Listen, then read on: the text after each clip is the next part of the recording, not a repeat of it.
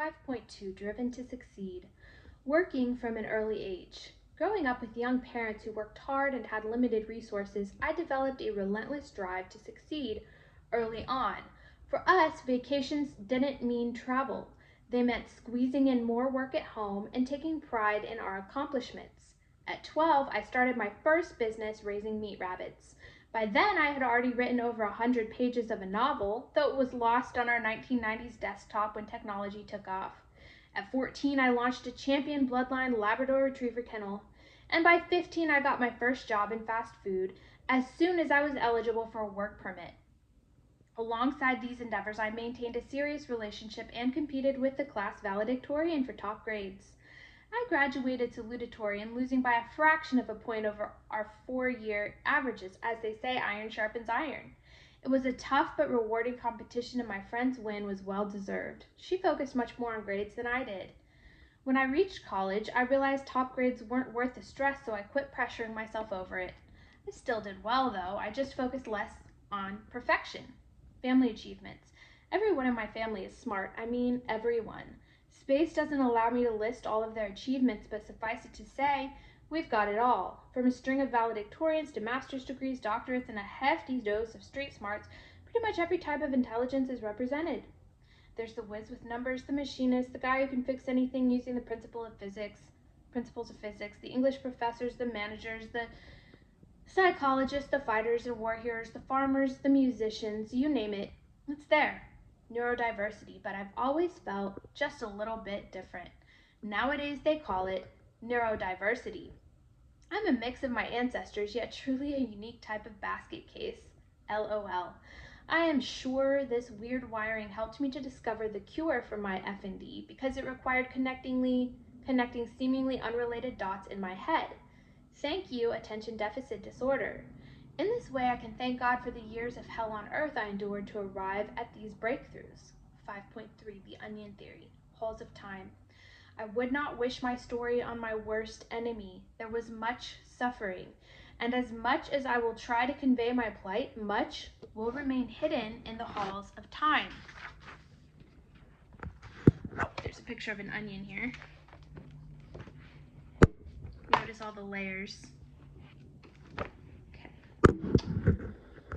Healing resembles the layers of an onion. Our brains have a way of blocking out trauma and surfacing it only in manageable pieces, like peeling layers of an onion.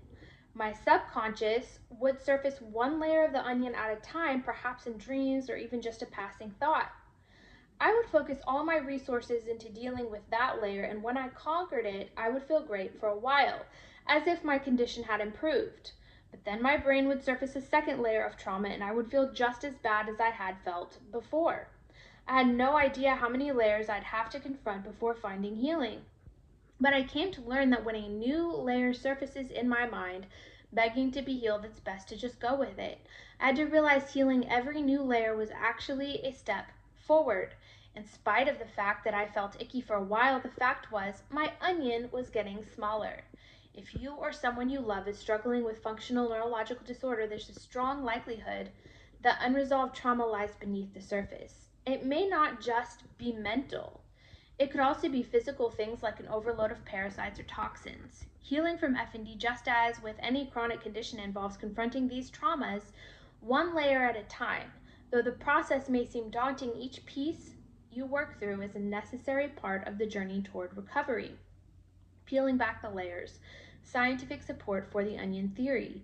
Research increasingly supports the link between trauma, especially unresolved emotional or psychological trauma, and physical symptoms, including those seen in functional neurological disorder, FND. Studies on the mind-body connection suggest that trauma stored in the subconscious can disrupt neurological function, leading to symptoms that closely mimic recognized neurological conditions, Van der Kolk 2014.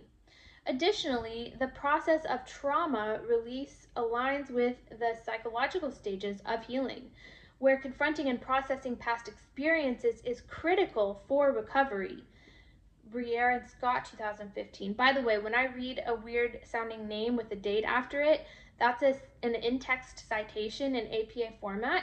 And if you wanted to do further reading and see if those sources really do back up whatever I just said, you would go to the back of this book and look up that source. And then you could see the link to where you might start looking for the source, and that's how that works. Let's see, okay. Emotional regulation and trauma healing often unfold in layers, with each phase bringing deeper levels of both emotional and physical relief. Though progress may feel slow, working through these layers is essential for a long-term well-being. This was a reading from FND Recovery Guide, 7 Evidence-Based Steps to Heal Functional Neurological Disorder, Volume 1, written by Alyssa Black, Master of Arts in Teaching, that is me, and this is available on Amazon all over the world. Volume 2 drops at the end of October.